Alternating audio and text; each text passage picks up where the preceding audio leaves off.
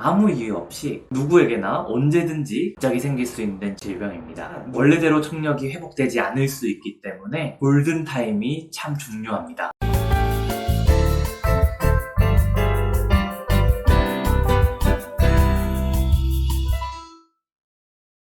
원장님, 요즘 따라 귀가 먹먹해서 내원하는 환자들이 많은 것 같아요. 네, 맞아요. 저도 가끔 귀가 먹먹할 때가 있는데 이런 증상들은 뭐 때문에 생기나요? 귀 먹먹함을 일으킬 수 있는 질병은 여러 가지가 있지만 대표적으로 한 4가지 정도 돼요. 중이염이랑 이관 기능 장애, 축농증, 돌발성 난청, 이렇게 4가지 질환이 가장 흔한 것 같아요. 그 중에 가장 잘 알고 있는 원인이 중이염일 텐데요. 중이염이란 고막에 빨갛게 염증이 생겨서 소리를 전달하는 고막의 기능이 떨어지기 때문에 귀가 먹먹하게 되죠. 동반 증상으로는 귀에서 물이 나온다거나 극심한 통증을 유발하기도 해요. 만약 중이염에 걸렸다면 적절한 항생제 치료가 필요하고, 심할 경우에는 귀에 튜브를 넣는 시술을 진행하기도 해요.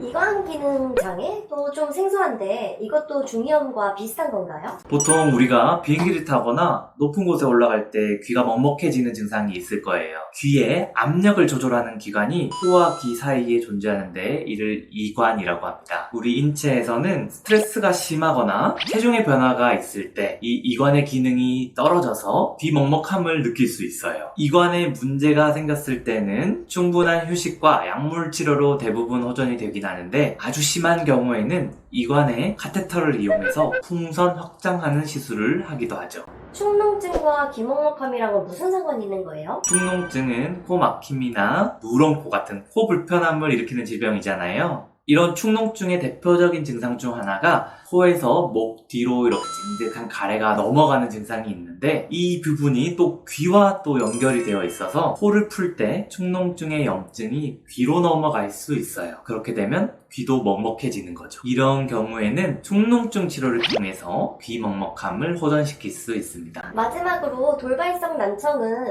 이비인후과 응급질환 중 하나로 알고 있는데 귀 먹먹함과 관련이 있는 건가요? 맞아요. 돌발성 난청이라는 질병은 말 그대로 아무 이유 없이 갑자기 청력이 떨어지는 질병입니다. 누구에게나 언제든지 갑자기 생길 수 있는 질병이기 때문에 꼭 알아두셔야 되는데요. 하루빨리 약물 치료를 하지 않으면 원래대로 청력이 회복되지 않을 수 있기 때문에 골든타임이 참 중요합니다. 돌발성 난청의 대표적인 증상이 바로 귀 먹먹함인데요. 실제로는 고막의 운동성도 괜찮고 중이염도 없고 고막도 깨끗한데 청신경에 염증이 생겨서 청력이 떨어지고 귀 먹먹함까지 이어지게 되는 거죠. 돌발성 난청이 의심이 될 때는 정확한 청력 검사를 통해 고용량의 스테로이드 치료를 하루빨리 해야 회복될 확률을 높일 수 있으니 꼭 기억해 두셔야 합니다. 귀가 먹먹해지는 원인이 이렇게 다양하네요. 맞아요. 귀 먹먹함이 느껴지신다면 돌발성 난청을 배제하기 위해서라도 청력 검사는